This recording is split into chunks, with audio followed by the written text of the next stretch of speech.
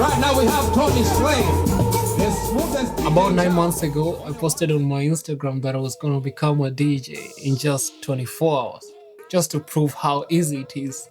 I was half joking, half curious, and maybe a little bit too confident for somebody who had never touched decks before. But then, 24 hours later, I played my first gig as a DJ. It was a boat party that was completely sold out. Mind you, I had only practiced for about 3 hours before stepping behind the decks. I was a little bit nervous, but I had to do it because I had bragged about doing it before, so I just had to do it. I thought it would be a one-time joke, but fast forward to today and I've played on like every stage, clubs,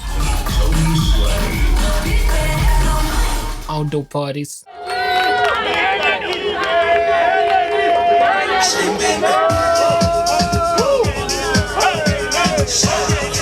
street parties, private events, festivals,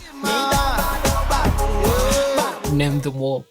I've played there. Now, how did I go from DJ in 24 hours to being one of the most booked DJs in my city, given the fact that lots of DJs grind for years before they just get their first gig?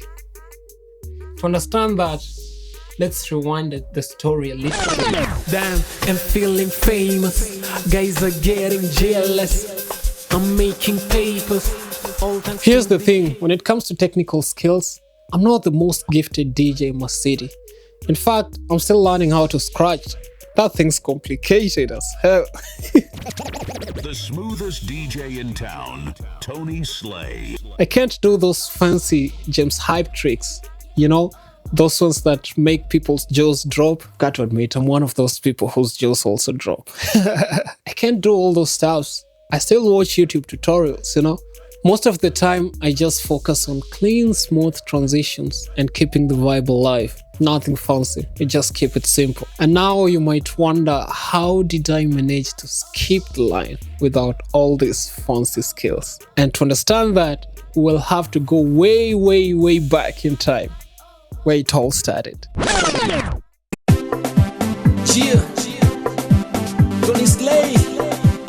See, about 14 years ago, I wasn't a DJ, I was a rapper. I obsessed over music, not just listening, but dissecting it. I'd sit there wondering why one song would become so huge and so popular and a mega smash hit, while another song, which I felt, in my opinion, was just equally as good as this other one, will completely disappear into the void, like it will completely flop. Those are things that kept me awake at night. I performed a lot, from empty clubs where even the bartender wasn't paying attention to massive international stages in front of thousands of people. I even toured with superstars, but when I started DJing, I had just moved to a foreign country, New music, new culture, new people, new language, everything new, nobody knew me. Nobody cared that I once performed on big stages. It was a new start, and I had a new dream of becoming a DJ, which is funny. What saved me wasn't my technical skills as a DJ. And don't get this twisted, because the skills are important. You've got to know how to beat much and all that good stuff. But for me, I'd say it was the experience I already had from performing live that actually saved me or helped me gain an unfair advantage in this game. I knew how to read a crowd. I knew how to take people on a journey from calm to chaos, from meh to, oh my god, I never want this night to end, you know what I'm saying?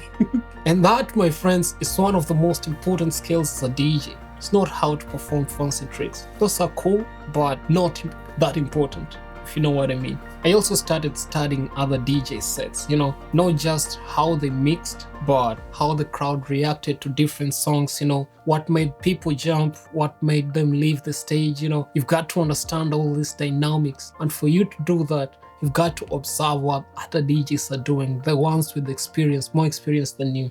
And that's exactly what I did. I then used my findings to build my own DJ sets, if you know what I mean. These DJ sets could take people into musical journeys that left them just talking about the night long after it had ended, And that's actually how the magic happened.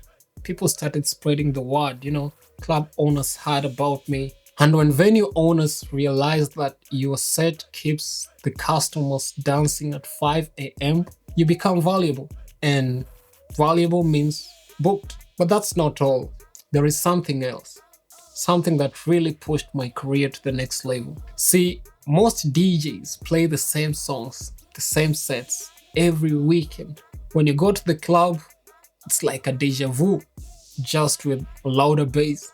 You know what I'm saying? And I get the saying, like, if it ain't broken, why fix it? So if that set works every time, then why change it? Which is a fair argument completely. And I do agree with that. But for me, I knew if I wanted to get into this game, then I had to do extra because the game is hard. And for you to be noticed, you've got to come in different. You understand? You've got to stand out. So instead of recycling sets and doing all this stuff that other DJs were doing, I decided to do the opposite. I started making my own remixes and mashups, songs that you couldn't find anywhere on the internet. For you to listen to them, you actually had to come to my gigs for you to get that. That's how I combined my love for music production, DJing, and live performance, and I created a new experience for my audience. Sometimes I could create some live mashups or live remixes in front of a live audience, and they loved it. People love watching that. It's risky, it's unpredictable, and it's real. Sometimes you make errors, and you're human, and that's the human side, and the people won't judge you for that. The people actually applaud you for actually trying to do that in front of them. If you fail, you try another time. I've failed a couple of times actually doing a live remix. And those are some of the things that made people actually trust me, because there are a lot of DJs who actually don't do anything live. They prepare everything at home. But the fact that people could see me making mistakes, they actually trusted me and believed that I was actually a real DJ and I wasn't trying to fool them around. And that uniqueness, that willingness to do what others were not willing to do, actually helped me to build a cult-like following, if you know what I mean. A small army of people who would follow me wherever I could go to play. It didn't matter where I'm playing, they would show up just because it's me playing.